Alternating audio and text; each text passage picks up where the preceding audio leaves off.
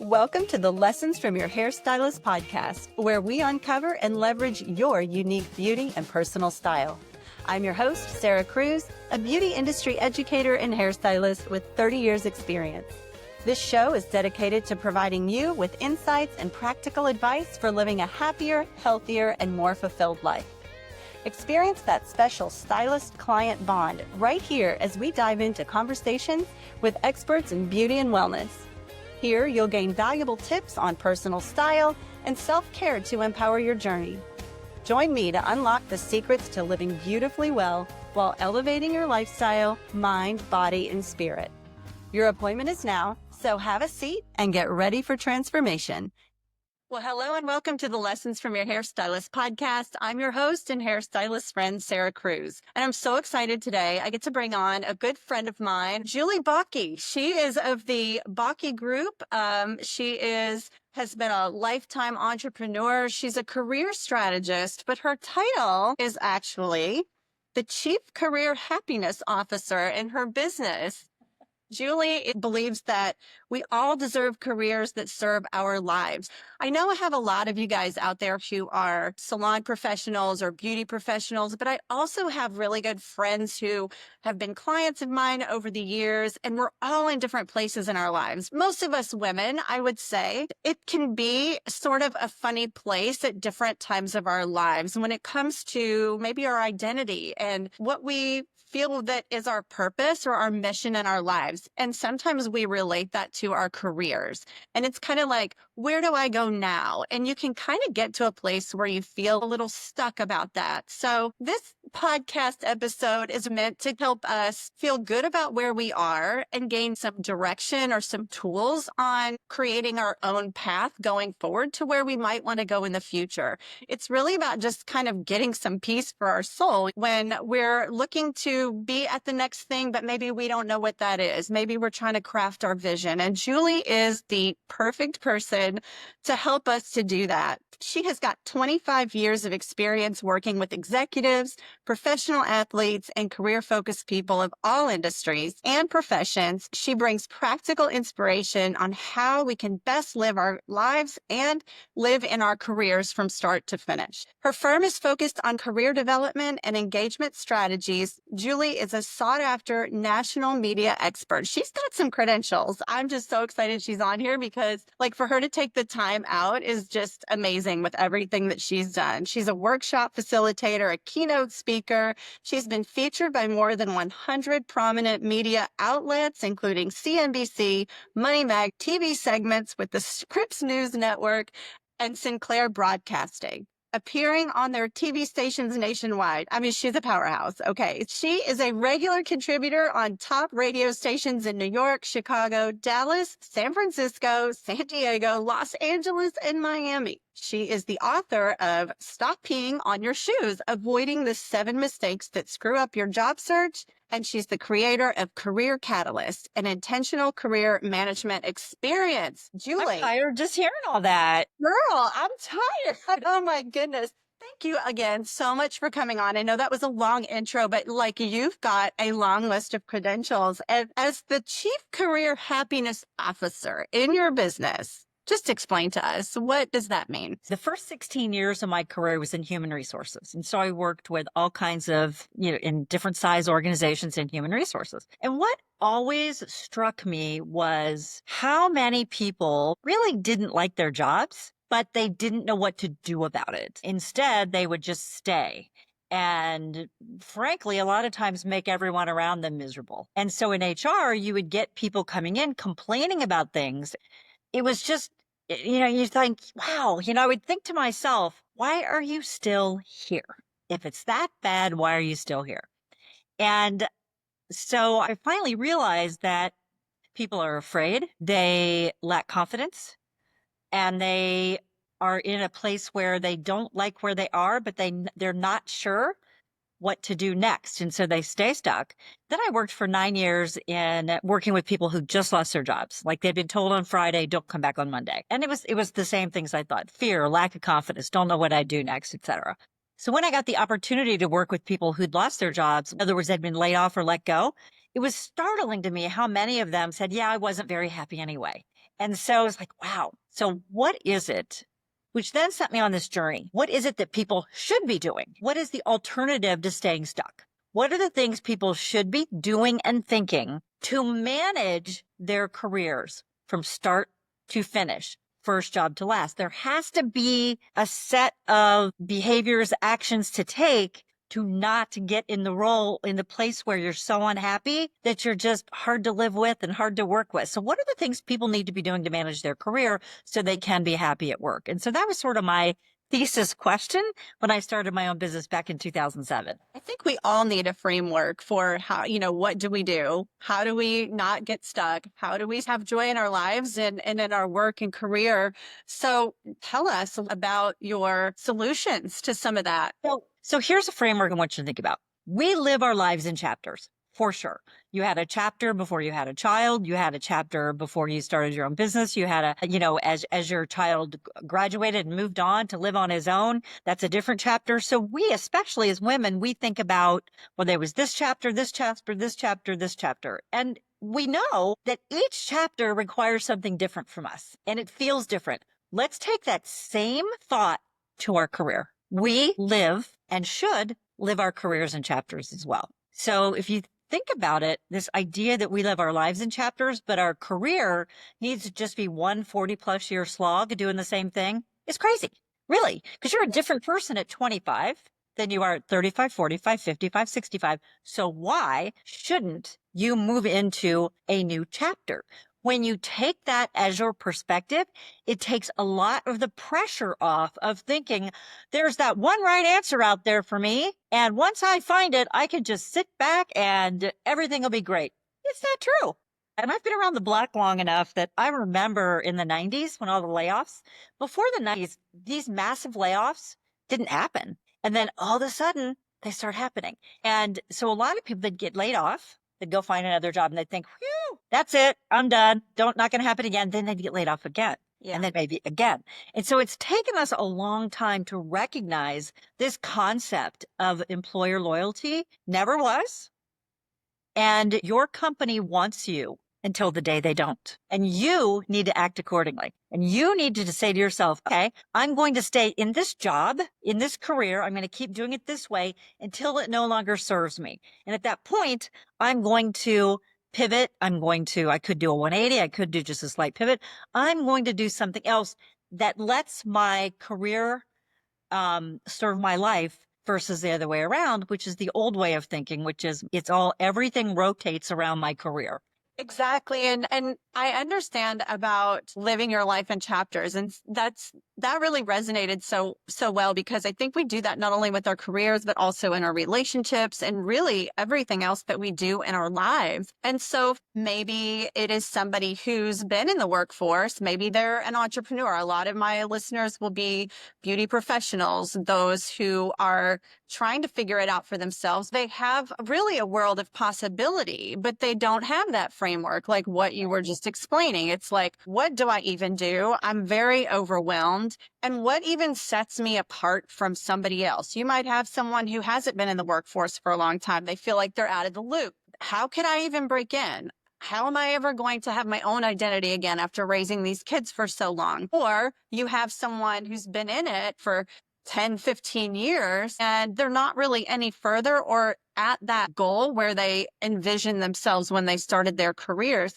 So there's all these different moving parts within, I think, like the entrepreneurial space, and then those who are starting to maybe look at running a business for themselves or getting back into something that they had started years ago. So how would you, if you were coaching somebody, help somebody to find out what it is that truly sets them apart and makes them unique? And how could they possibly leverage that to make the next move or plan for the next move in their career? Let's take an example. Let's say you've got a woman who she needed to take a period of time off. And let's just say she had 10 years work experience. Let's just call it work experience, in which she did all these great things. Then she took 5 years off to raise, she had twins, and all of a sudden she's overwhelmed, and then the kids go first grade. That's 6 years later. One of the mistakes women make is they believe that after that 6-year period, they're back to square one. And they forget to give themselves credit, not only for the 10 years where they already had some accomplishments, but also the things that they did a part of that time raising the kids. So you aren't starting at ground zero. What you're doing is you're saying, I had 10 years where I did these things, accomplished these things. I pivoted so I could be there for my kids. Maybe I did some volunteer work. I did some project management. I did some stuff. Now you are coming back, not starting at zero and trying to go back to 60. You have 16 years experience that you need to get your mind and arms around and understand where that has brought you. It's so self-defeating to say, who would hire me? I spent the last 6 years being a mom. Say, no, no, no, no, no.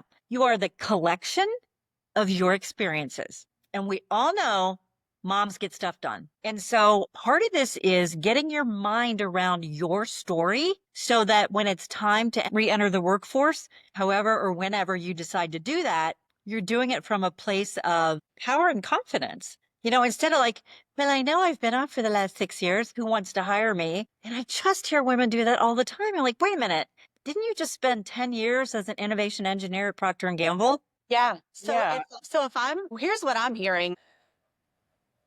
This is all, like you said, between your ears, right? This is the way that you think about it. It's the way you think about it. So maybe you don't know what makes you unique, but you go back and you look at that whole collection of everything that you've done, instead of saying to yourself, I'm so out of the loop. I don't know what the latest is. I can't compete. I can't keep up. It's like, no. You said moms get stuff done. Right. Moms get stuff done. Yep. And I have all this other experience. And I find that it's those collections of all those unique characteristics that you bring together that makes you and also tells your story of who you are. Yeah. And so that really, I think, is the answer to the question right there. Just to take it a little bit further, to really kind of drill down on the how to craft that pitch of what is my secret sauce, or what is it that I have to bring to the table that nobody else can claim. Is there an exact step-by-step or a framework that you teach? Yeah, you have to understand and be able to articulate your value right now before anybody else understands it. I'll give you an example that just blew me away. This happened last May. I was speaking actually at a Procter & Gamble women's event. There were 450 sharp women in the room. Like, I'm P&G, they can hire the best, and they do.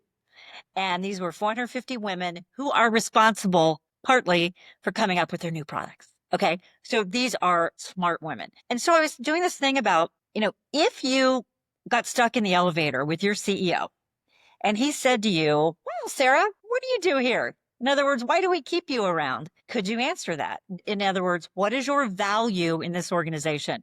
And they all got really big eyes and were like, no. I said, let's think about that for a minute. I said, you are highly educated, undoubtedly from some of the top universities in the world. You work for one of the world's most admired companies doing extremely important work. You can't articulate your value. And for me, that was this aha that I haven't stopped thinking about it. Because if those women can't state their value and are afraid to articulate it, what hope does everybody else have? A woman coming out of a bad marriage or a really crappy job, or, trying to make a move I think it's a universally female thing that we aren't comfortable with our values. So here's something I've been working on recently. I'm calling it VPI, your value, your power, and your impact. Okay. When you understand, first of all, I say, what do you value in yourself? And then what do others value in you? Those two have to go hand in hand, because I could say what I value in myself is I have the most beautiful singing voice. And everybody who's ever heard me sing goes, no, you don't. No, you don't. Then you're off track. So there's this connection between what do I value in myself and what do others value in me as well. And that's almost confirmation of your value. So what's your value? What value do you bring to any situation you're in? It could be home, community, work, among your friend group. You could say, what I value in myself, and this has been confirmed by my closest friend group, is that I'm able to listen without judgment. I'm able to help people see things maybe they hadn't thought of before. So when you start to understand what your value is, and that's a simple example, it could be at work. When you understand what your value is, from your value comes your power. Love that. Understanding your value first. I think you're exactly right. I think we're afraid to say what it is that sets us apart, and we don't seem to put a lot of value, or society doesn't seem to put a lot of value on the fact that you spent 10 years bringing up two humans, shaping two humans' lives, and keeping all the balls rolling, and you have an education, and all of your characteristics have been and the things that you have used within your own portfolio of your individual self in order to make all of that happen, your own unique talents and abilities, somebody has told you somewhere down the line that that is an extraordinary value that you have. And if you can identify that, and also, as you said, your value is where you recognize it, but then somebody else also recognizes it. That's a very core value, and also a really integral piece, I think, of your framework of what makes you an individual, what does make you valuable. You know, it's what others value in us. There's usually, if you're pretty self-aware, there's good overlap between what you value in yourself and what other people value in you. But there are times when, if you're really feeling like, well, I understand this whole value stuff, but I don't offer anything of value, I would challenge you to ask people around you what they value in you, your closest friends, and listen to what they say. Because sometimes they'll be like, yeah, yeah. And then other times they're like, really? You know, so when you understand, if you start with the premise that we all have value, that means you have value.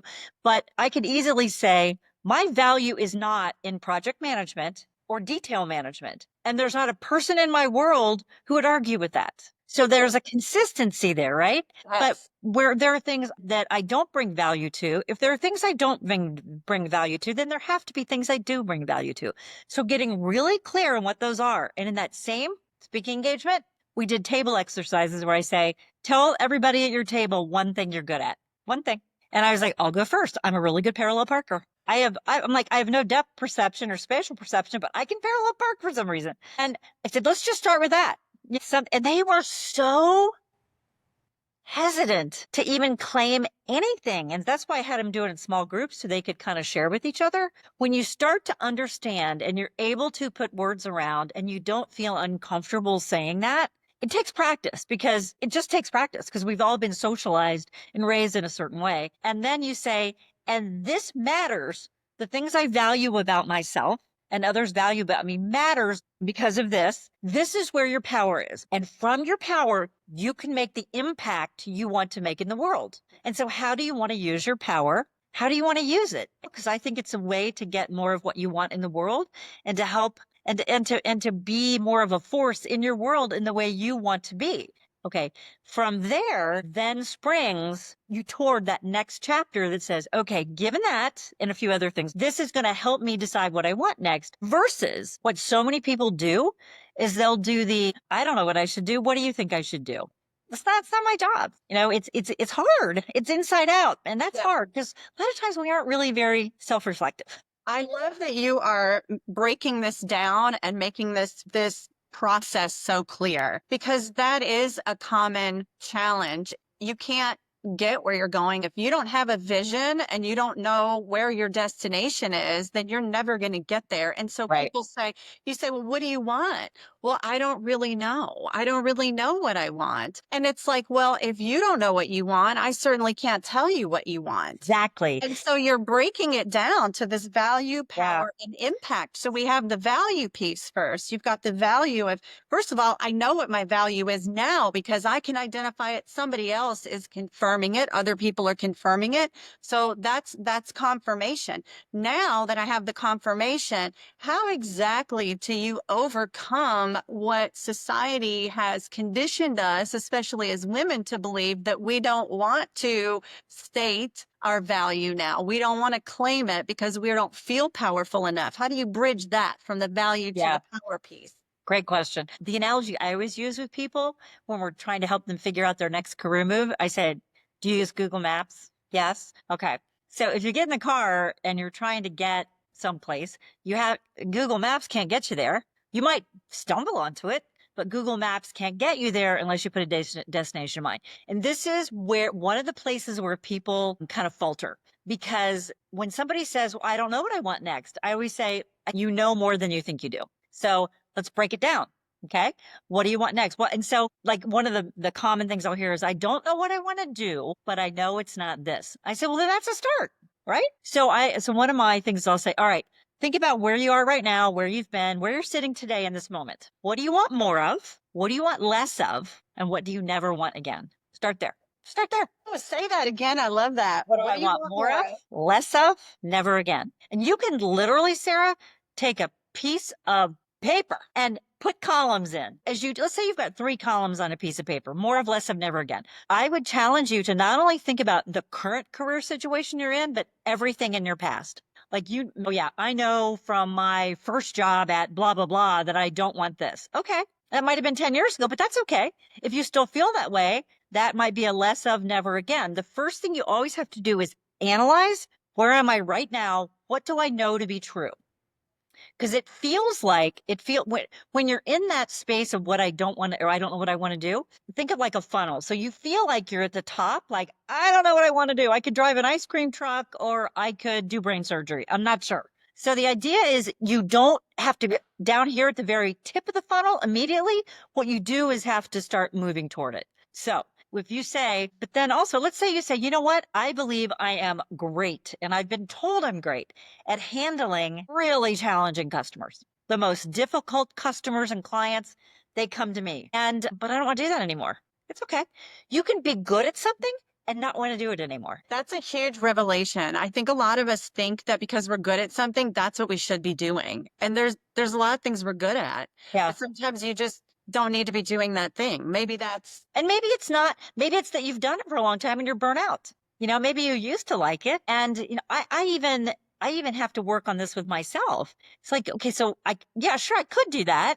Do I want to? it's really common that people Sure. they stay in something too long, and I'm guilty of this as well. I've stayed in something too long because I'm like, yeah, but I'm really good at it. But do I want to be doing that? Because then that comes back to, if you're the chief happiness officer, like, we're talking about happiness here. So this is where, this is kind of like the self-awareness piece where you've got to look inside and say, is this really the mission that I'm on still? What is my purpose? Your purpose, I think, can change over time. Now that you've identified your values, okay, well, or your value, maybe you are good at certain things. What would you say if you found something that you're good at? Everybody confirms it. And this is going on with me right now. People want me to do hair tutorials, and I don't want to do hair tutorials, but I could do hair tutorials. Right. And so it's kind of like, people are like, oh, you should do this, but you don't want to do that. You want to do something else. What happens then? How do you get from the value to the power to making the impact? So that's okay. So let's take that one. Let's just take you here. Okay. People are telling you should do hair tutorials. And you're saying, well, based on what I know about doing hair tutorials, I don't want to do that. What I would do if I were you is dig under why people think you'd be so good at that. What skills and traits are they seeing in you that makes them say you should do hair tutorials? So it really can be a nice way to confirm how people see you, but then you get to decide what you do with that value people see in you. Well, Sarah, the reason I say that, and people are limited by their own knowledge. So they might think that, so they see maybe that you're really articulate, that you're creative, that you're constantly trying new things, that people follow you. And so to them, that equals do hair tutorials. What else could that equal? What else could you do with those skill sets that people see in you that maybe you hadn't thought of? Everything people tell us about ourselves are clues, and I had a friend tell me, when I was going through, I have to go through this exercise with myself a lot just because it's a constant, this never stops. And like this friend might say, because you're a very loyal friend. And I'm like, that's not a word. That's okay. And then I started thinking about it. And I'm like, well, for my really good friends, if they came to me and said they murdered someone, my response would probably be, well, who was it? Did they have it coming? So it's people see things in us that we don't see sometimes. So there's those blind spots we have, and those are important to listen to gather more information about yourself, but you don't have to act on their conclusion. about you. Good one. That's a good one. You don't have to act on their conclusion. And the things that people tell you, you take those clues, but you could get creative with where you would want to go with that. And that's Yes. kind of the power piece, I would think, a little bit too, because now you are crafting your own path. You're crafting your own vision and your own purpose. And that, I think there's a lot of power in being the person to take what we know is valuable about ourselves, that is able to be used as a tool that we know we can do, and then take it to where it is that we want to go. How do you explore a little bit more? What's that creative process like then when you're taking the clues, you're understanding your value, now you're starting to feel your power, like, okay, well, I'm in control of this whole thing. How do you get from that to then starting to mix that all together in a recipe that's going to work out for the end result that you're looking for? So there's a few things. So I also have this career happiness formula that I'll share. Okay. Because I think it brings together what I think we've been talking about. So if you ever go to the doctor and say to him or her, I hurt, the first thing they're going to say to you is, where? What hurts? So if you find yourself in a situation where you're unhappy, or you're like, you know what? I'm starting to get that feeling like it's time for a change. And that can come internally, meaning I'm bored or I don't enjoy this anymore. It also could have begun externally. Let's say let's say you're working in a salon and that you have a new owner. Somebody buys the salon, you rent a chair from the salon owner. You're like, yeah, I don't think this person and I are going to get along. So it could be an external movement that caused you to say, this doesn't fit for me anymore. So what I say, there's a four-legged stool with the career happiness formula that when you are feeling unhappy, the first thing you have to do is figure out what's not working, what the source of your unhappiness is. So there's four sources of unhappiness. The first is, here's my definition of career happiness. And I tell people you use this also as a diagnostic tool to figure out where you're stuck. And so then that helps inform the activity you take afterwards. Okay. The first is liking what you do, liking the work on your desk. If you're fortunate, you love it. Leg number one is I like what I do. The second leg is I'm good at it. You can like to do something and not be good at it. It's very hard to build a career out of that. And the other one we already hit on is you can be good at it, but not like it. And that's generally the result of burnout. Okay. So that's two. Now, the third leg is you have to be able to get paid for it. In other words, there needs to be demand for it. So if you like to make little crochet gremlins and you make the best crocheted gremlins in the world, but nobody wants to buy your crochet gremlins, it's a hobby, and that's great. I'm not saying don't crochet gremlins. What I'm saying is it realistic that you could turn it into a career? Okay. So, and the two parts of that third leg are, is there demand for it? And can you make the amount of money you need to make? I mean, I could be the best typewriter repair person in town, but I'm not going to make a living out of it. So can I make a living out of it? If the answer is no, it's cool. Fine. Okay. So that's the third. Do what you like, what you're good at, what you can get paid for. Number four is in a place and a way you can be successful. This gets to culture, leadership, work style. The number one reason people leave organizations and opportunities is because they don't like their leader. Number one, your leader has the biggest impact on your career satisfaction, period. Doesn't matter if the company makes awesome products and has a great mission statement. Your leader is the one who has the most impact on your day-to-day. That's why people leave organizations. So stool 4 is the big one. It really gets to culture. What's it like to work there? I might think our company rocks. We have the greatest. I am in a job. I'm paid well.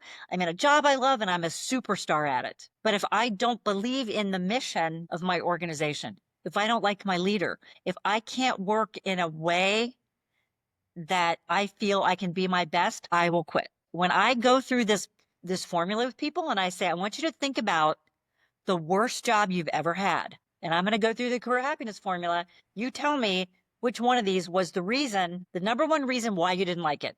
And I go through all four of them. It's always number 4, leadership, culture, that kind of thing, work style, et cetera.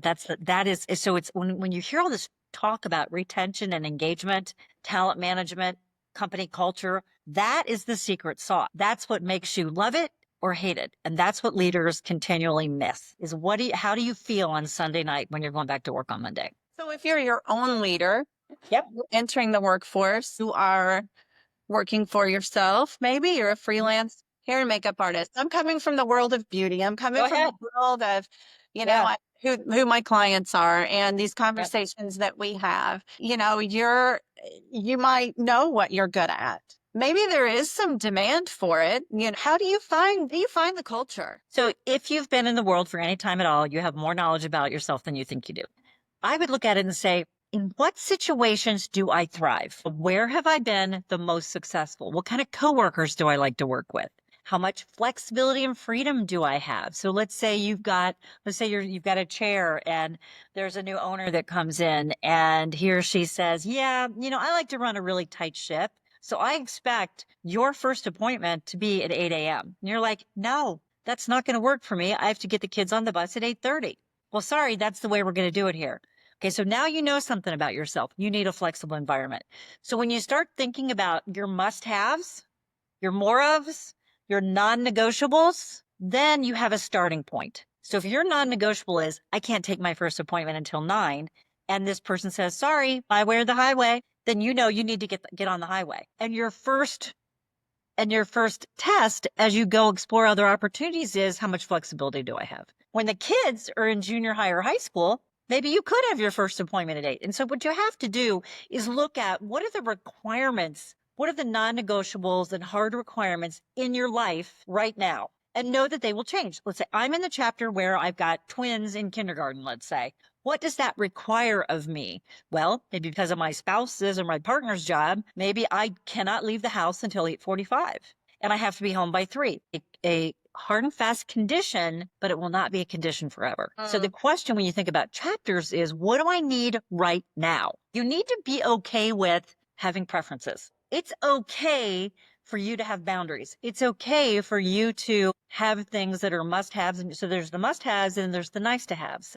Gee, it'd be really nice if I could be off by 3, but I understand I can do a workaround and stay till 3:30, which will allow me to have one more appointment. You're saying things always change with us. So in essence, you're really teaching somebody how to fish rather than giving them the fish. Yeah. You're teaching them how by giving them this framework, which I think is brilliant, because if you always feel equipped to be able to create your own path because you know how to do that and you have the skills to do that from someone like you who can teach a framework like this, then you're always empowered. You're always in control. That's security. And I think when we feel secure and we feel like we're in control and we feel like we're getting somewhere and we can make a difference, that's huge. And I understand like why you're like the chief happiness officer, because that's really a gift that you can give to somebody. And I want to just kind of like recap all of this information that you've given us, because just to kind of like put it into as neat of a little package as I possibly can. You're saying no matter where you are, if you can get your head around what your value is, know how to determine what your value is, you have the power to create the roadmap to getting where it is that you want to go. And where do you want to go? Well, you're saying, well, maybe I don't know exactly where I want to go, but I know what I don't want. I know where I never want to be again. And you know, what do I want more of? Maybe you don't need to know like everything about your future, like every single thing, but you just need to know, okay, what do I want more of? Maybe that sets you on the path. Yeah. Now you're starting to get some direction where you feel like you're kind of in control. And this is where you're saying this funnel kind of comes together. Yourself a $4 notebook. Yeah. And just, yeah, and just start writing your ideas down. Yeah. You're saying when you know what you're good at, when you know what, and you're liking what you're doing, and you figured out, hey, there's some demand for this over here. You got to figure those pieces out too. That's when those things will start to inform your direction. So now you're giving yourself the direction. So all of those puzzle pieces are just like working, and they're different for everybody. And just like you said, with the different chapters, then you're able to kind of roll with that, going back and using that same framework again to refocus and to kind of like rework your plan. And I love that, because you're just really giving somebody a gift of being in control and knowing how they need to go forward. And they don't need to rely on you to tell them what they want or they don't want or what they should or they shouldn't do. And I think that's amazing. And, I think mentorship is huge. You can be a great mentor, but, like you said, you can't tell somebody exactly what to do, what's Right. exactly right for them. But it is an important piece. It And is. I know you talk about that. How could somebody, if they don't have somebody that helps to lead them, I know you're talking about leadership is so important. And if you don't have somebody you can kind of look to and you don't feel happy with, whatever leadership is going on in your life or in your career, how can you find somebody? How can you seek somebody out? It's funny you mention that. In essence, don't ask one person to be your everything. The most powerful way to get guidance is to have a team around you. Because I've had someone come to me before and say, "Can you be my mentor?" And my first thought was, I was like, well, "What is that going to involve? Like, what do you want? Like, is that like right? Yeah." So I think when you ask somebody to mentor you, you want to be really specific. What do you want from them? And make sure it's something that's doable. Um, and one of the things that's like, and I also, what I want to tandem this with is the value of intergenerational relationships and friendships. Huge. My marketing social media person is 27. She is amazing. And sometimes she has to kick my butt. But why are you saying that? No, don't do that. You sound like a boomer. Stop that.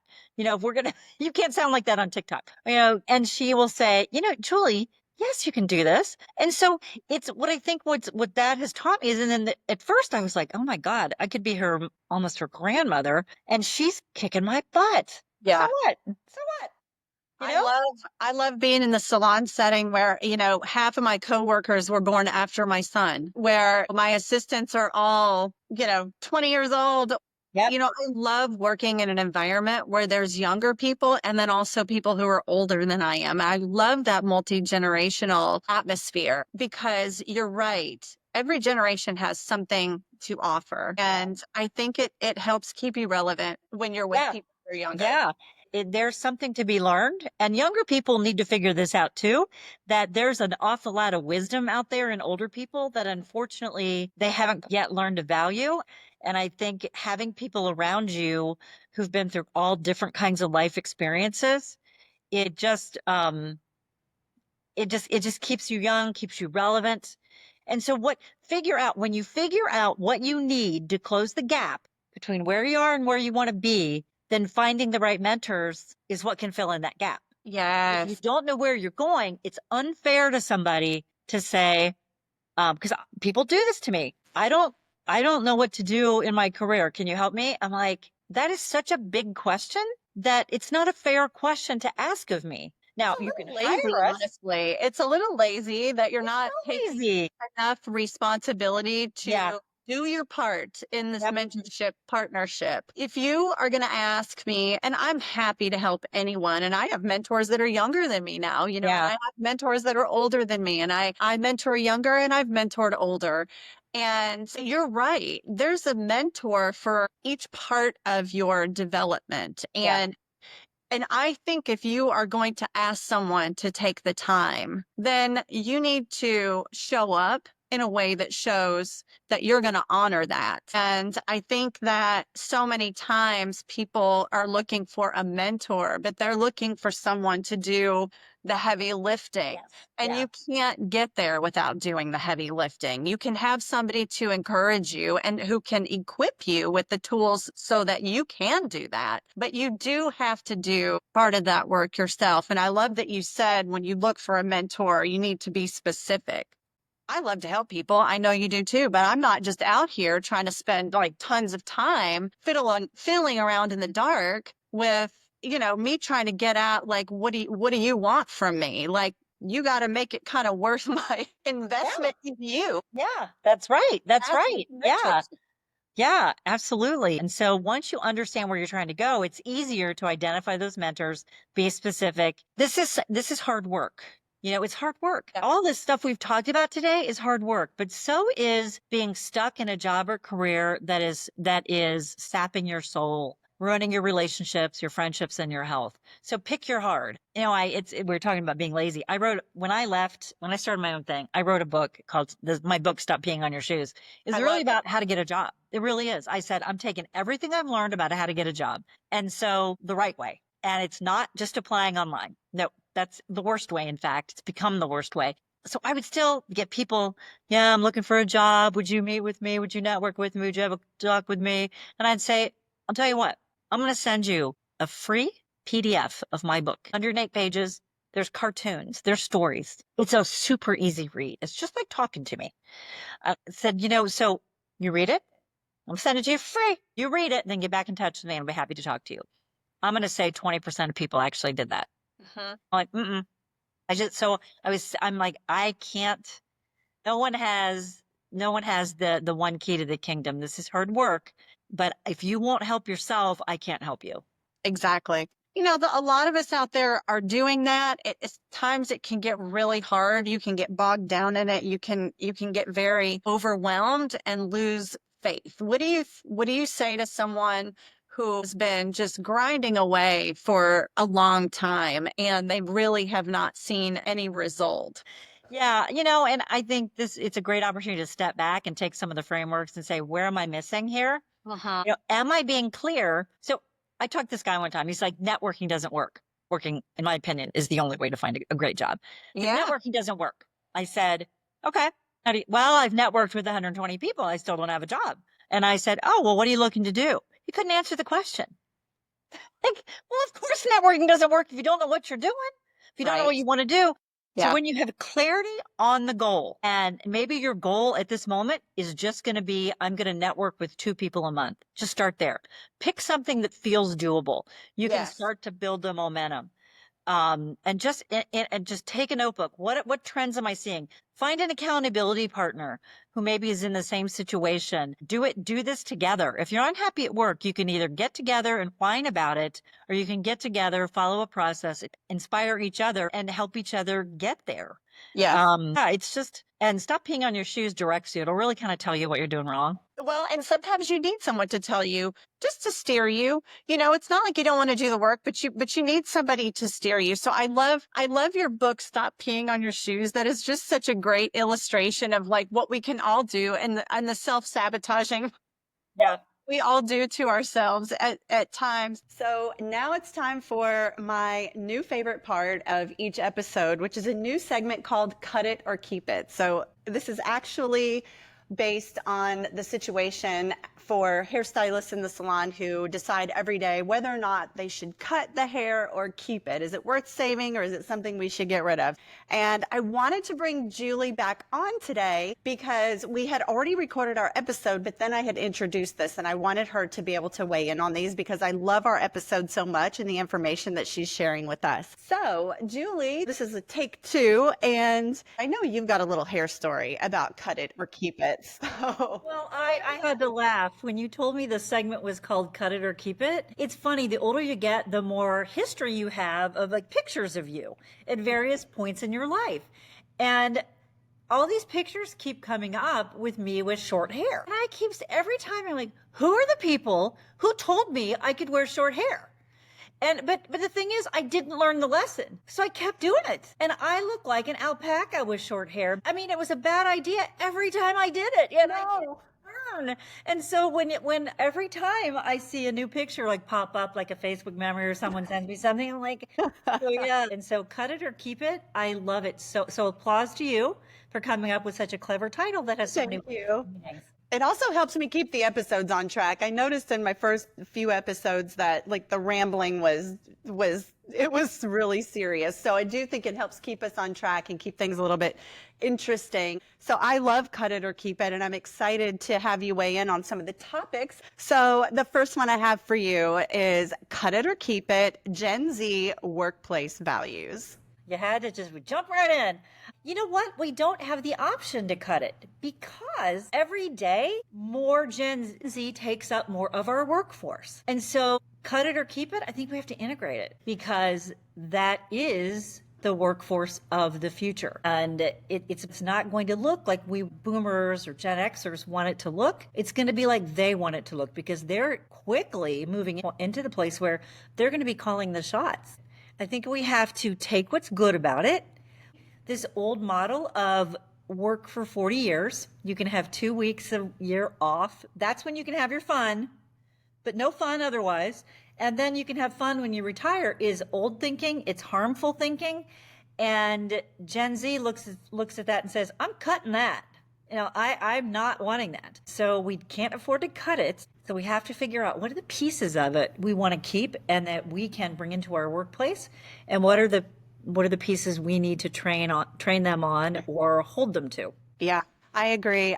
I love Gen Z. One of the things that I love about them is that for the most part, they're not afraid of work, but they want a roadmap and they want to know, what are the benchmarks? Where am I going? And a lot of us didn't have the ability, the courage, the leverage to ask those questions. So you're right. It was like work for 40 years and hopefully you get somewhere. Hopefully you have some stability and some security, but you don't have a lot of freedom in it. And you just don't have as much control. And I love that part is changing. I know there's some challenging things, but I love what you said about how we have to integrate it. And a lot of the Gen Z that I talk to, they will go to their leaders and ask for help in career growth, and they are continuously shut down. I just got off the phone with a young person an hour ago, and he's doing all the work on his end to continue his growth, and his leader is looking at him like, what do you want from me? Oh my gosh, dude, that's your job. Yeah. So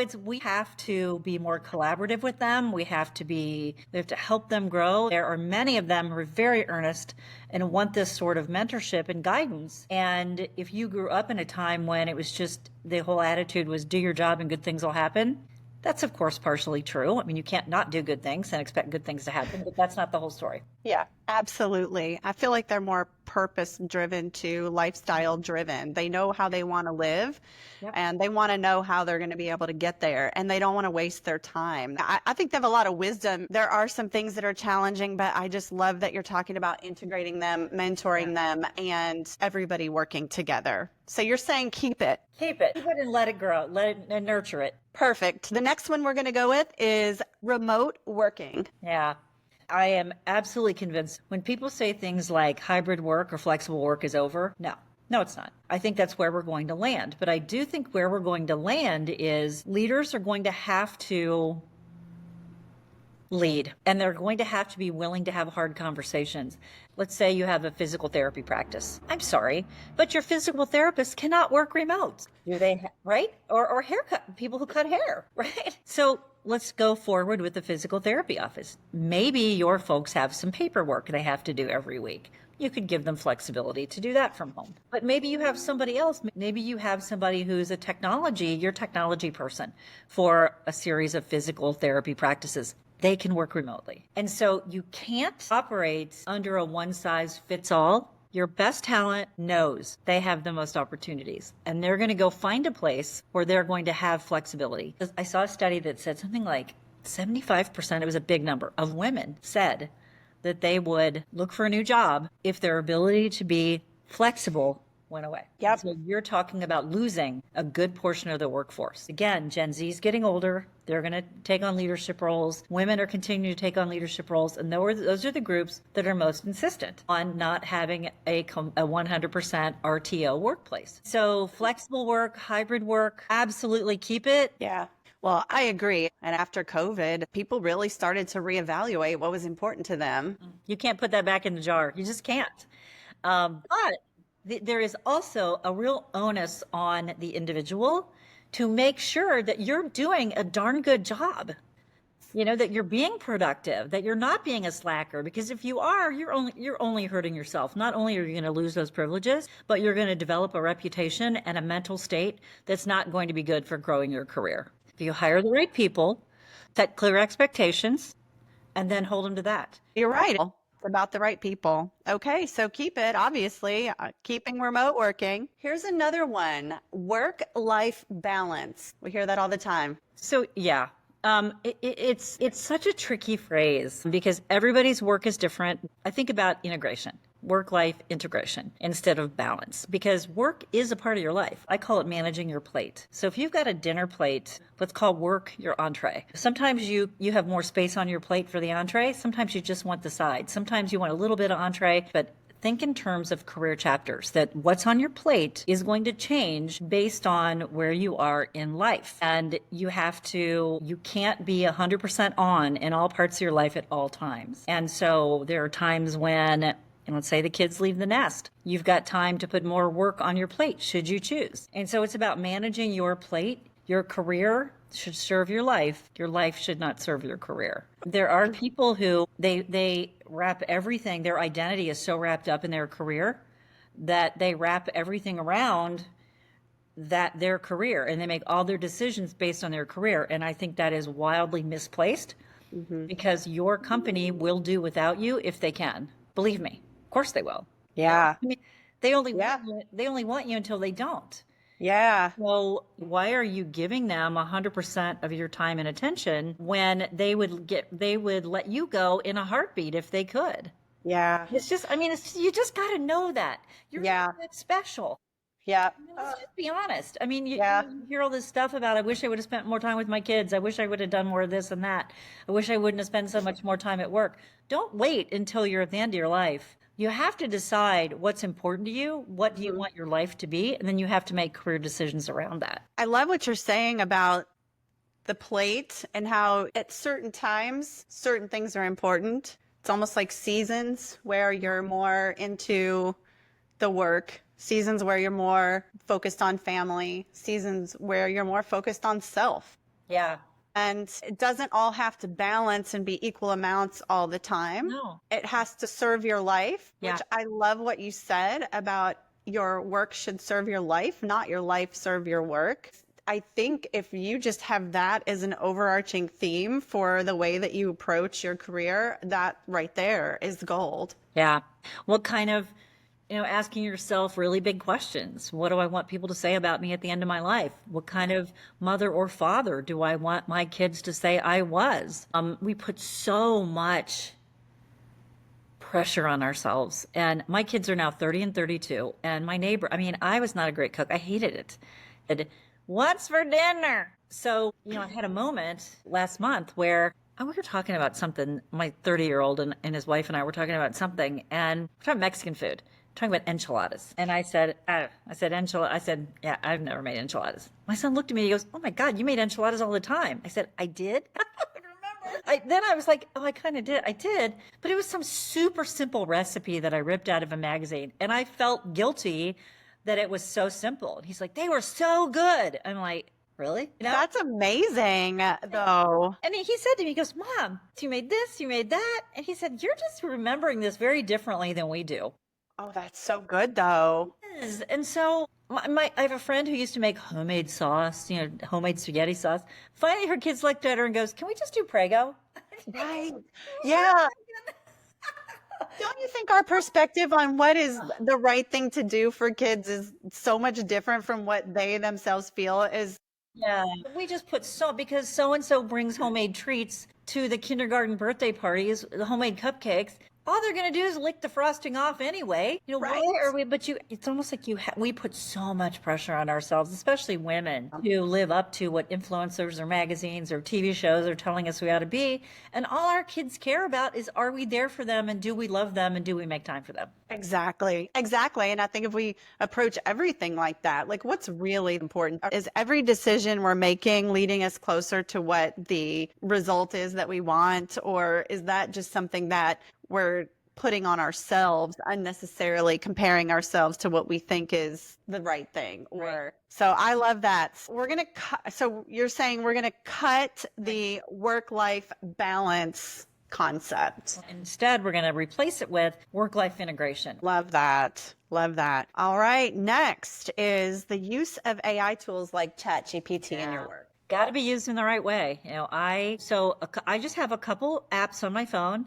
Of course, ChatGPT, Perplexity, and Pi. And Pi almost acts as like a friend or a therapist. It's so interesting. I use it because I was trying to think of an alternate way to explain something. So I use it to help jumpstart my thinking. But then you've got to put your own special sauce on it. Mm-hmm. What we're seeing, Sarah, is we are seeing people overuse it. In the job world, recruiters and companies are telling you they can tell when AI writes your resume. Mm-hmm. AI writes your cover note, thank you note, because everybody's is looking the same. So yeah, And so when we get lazy, Yeah. and we try to outsource everything we do because we don't want to do it, you really are hurting yourself more than you're hurting anyone else. So I think of it as an assist, as a tool. So I always say, download Perplexity or Chat GPT, and just start playing with it. What's another name for blah, blah, blah, or how might I do this? And then use that as a springboard. So it jumpstarts. That's how I use it. Yeah. And I think that that's the smart way to use it. And I think it can be a wonderful tool, but you're right. It could be tempting to lean on it too much. And we got to watch having our voice not be the main theme of that. And I use it myself in the same ways that you do. I wanted to get that again. You said it was Perplexity. And also Pi. Yeah, Pi. It's so interesting. I just put in, just for fun, I was like, I'm feeling down today. Yeah. Yeah. It's like a therapist. Really? Why? Is it this? Is it this? Here's some things you might do. Now, how are you feeling now? I mean, I just tried to, it was fascinating. Yeah. I think we will, like everything, we will probably use it. People say, you're going to use that for dates and boyfriends and girlfriends someday. And I'm like, oh. Yeah, we can't imagine right now, I guess, but yes, I don't. Yeah, there's all kinds of stuff going on we can't imagine, but it is so powerful. Yeah, I agree. I agree. Replacing jobs. It's absolutely Yes. replacing jobs. Yeah. So be careful. That's Yeah. all. So keep it Keep it with a grain of Don't have salt. any choice. Yeah, we don't have any choice. Yeah, there's no choice. I got to be careful with it. So we're going to keep it with caution. With caution. Yes. The next one and the last, this concept of demanding your worth. Especially in the beauty industry, I think especially after COVID, we went through a phase where a lot of beauty industry professionals started to get a little bit brazen, especially on social media, where they realized that there was this real desire for people to get back into the salon, to start treating themselves. They'd been away for so long. And as hairstylists and as beauty industry professionals, it's a physical job. We get burnout. We deal with, cancellations with no, backup. Our income is affected by the clients. And so there became this thing where we started to demand and charge our worth without the perceived value really being there on the customer's end. So there were a lot more roadblocks put in place even before the booking. There were a lot more hoops for customers to jump through. There was a lot more of statements made, policies put up on social media. It seemed like there was almost this attitude of, well, if you want to work with me, it's going to be this and that's it. And I'm not sure how much the rest of the workforce had that same experience with people who are either seeking jobs or already in a career or changing careers. So we had this whole thing of like charge your worth, but it backfired for us a little bit because people were kind of like, well, all right, then I don't really, I'm not doing that. Now we've had to, backpedal a little bit. So charge or demand your worth in the workforce, that phrase, is that a cut it or keep it for you? Here's the thing with worth. Worth and value are tied together. Like I decide what you're worth because based on what I'm willing to pay. Yes. And so you have to make sure that when you think about your target customer, your ideal customer, what are they willing to pay? Because if they decide that your value to them is not what you want to charge for it, then they will go elsewhere. But you know what? You may decide in some cases that's okay. Because if they're walking away from you because you've raised your prices 20%, but you know that every place else they go is also charging at least 20% more, that's great information. But it's tempting sometimes to take advantage of a moment in time to right all the past wrongs that you believe that that have been going on. It's never going to work. And so my person, I've been with her since she walked out of beauty school.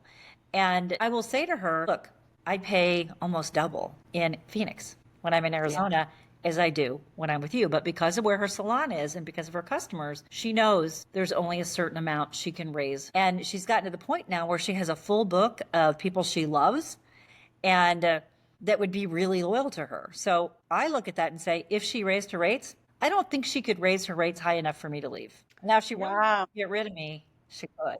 But you know what I mean? Like, you can't just say without any outside input, I'm worth double what I'm charging. Okay, but that's not a decision you can make just between your ears. So yes, I say keep charging what you're worth, but let's challenge what that word worth means and how do you figure out what you're worth? You're worth what somebody's willing to pay you. Right. That's it. If the market supports it. Right. And if your value, the perceived value is there, I agree. What about people who are not in the beauty industry, who are out looking for a job? And Yeah. well, I mean, same concept, I guess. It sure is. You have to know, what is the industry paying for what you do? What is the market you're in? If you're in Nashville versus if you're in Los Angeles, that's a different market. Or if you're in Dubuque, Iowa. So you've got to know what is the market rate for my skills. And you learn that on salary.com. You learn that by looking at jobs in your area. You learn it by connecting with other people who do what you do. You have to understand what the market thinks you're worth. If you want to run a very small nonprofit, you're not going to make $1 million a year. So there has to be that congruency between what your skills are, what your current skills are, and how much, and frankly, what the demand is for your skills. So as an example, sometimes I'll talk to IT people. And let's say they've been in the world, they've been working for 30 years. They'll say, well, I have 30 years experience. And I'll say, really? How much of that experience is still relevant today? Well, I just don't think Fortran and COBOL are really in demand anymore. So how much of your 30 years experience is relevant? Companies will only pay you for what they see as relevant today. And so you've got to take that. You can't just go by, well, I have X number of years experience. So what? Or I have a master's degree. So what? And let's say I was an employer and someone, well, I think I should be paid more because I have a master's degree. I'd say, okay, tell me how your master's degree is going to help this organization compared to the person sitting next to you who only has a bachelor's degree. You have to be able to make that case. That's it. That is the gold right there. It's really what can you do for me? What can you do for this organization? Yep. Yeah. That's really what it is. It's a business transaction. I might love you and think you have a great personality, but if you aren't bringing value to work, or you aren't keeping your skills up to date, or you aren't willing to learn new things, your value is going to become limited and at a quicker pace than ever before because things are changing so rapidly. So charging your worth, you're saying, is that a cut it or a keep it? It's a keep it. But keep it. You gotta really be realistic about what your worth is and really understand what that.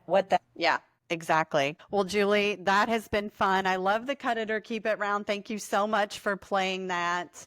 Are there any other maybe like resources or anything that has inspired you and helped you on your success and in your journey? There's one book that I love. Let me look up the title because I always get it wrong. But as I'm doing that, you can follow me on Instagram or TikTok, Julie on the Job. And also connect with me on LinkedIn. You can go to my website and sign up for career happiness tips because we're getting ready to launch a bunch of stuff just for women. And so you'll be up to date on those things as well.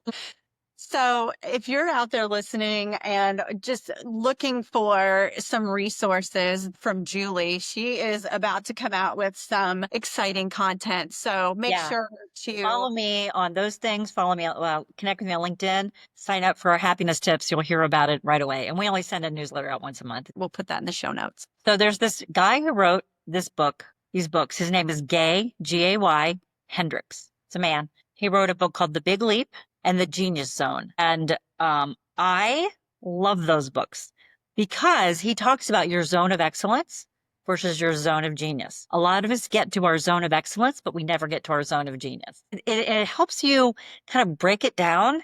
Gay Hendricks, 2 books I highly recommend. And the thing is, Sarah, I do this for a living, but I get great value from other people's content. We never stop learning. We never stop learning. No. I'll get stuck. Well, and I think that that's the key to continuing, because one of the things that I like to talk about here on this podcast is reinvention and transformation. Yes. And when you're reinventing yourself and you're being creative and you're transforming into the next version of you and you're entering into the next chapter, that's really important to continue to grow, to continue to develop, and to continue to learn. There's just no other way, honestly. I feel that you can even find the satisfaction that you were talking about in the one piece of your puzzle. Yeah. Yeah. Absolutely. Yes, it's there, but you got to dig for it. And don't let other people overly influence you one way or the other. If you're in the wrong job, let's say you're kind of a mediocre performer in your current job. You know what that tells me? You're in the wrong job. It doesn't tell me you're mediocre. It tells me you're in the wrong job. That's a very good distinction too, because it isn't you as a person that's mediocre. Usually it's not. No. No, it's that you're in the wrong place for you to be able to truly shine and realize your potential. Julie, this has been amazing. I feel like this has just been kind of like mind blowing. All the information you've given us, the frameworks, I cannot wait for people to check out the resources that you have coming down the pipeline. We'll put these book links also into the show notes. I'm glad everybody's had a chance to meet you. I know everybody's going to love you as much as we do. And I just, again, want to thank you so much for Well, coming thank on. you. When Jamie first reached out and said, I was like, yeah. I told him, I said, Sarah's a badass. I said, I'd be so honored to chat with Sarah. She's the best. You're so sweet. So yes. So any way I can help you, anything, please, of course, always let me know. I'm here for you. And same here. I'm always here to support you, and I'm cheering you on every step of the way. So thank you so much for coming on, Julie. Thank you for joining me on this episode of Lessons from Your Hairstylist. I hope you found inspiration and actionable insights to embrace your unique beauty and elevate your life. Remember, it's all about taking small steps towards a happier, healthier you. If you enjoyed today's conversation, please take a moment to subscribe, leave a review, and share this episode with someone who might benefit from it. Together, let's continue unlocking the secrets to living beautifully fulfilled. Until our next appointment, keep your thoughts on your vision, your self-talk kind, and remember to keep your heart open so you don't miss any opportunities waiting for you out there. I'll see you on the next one.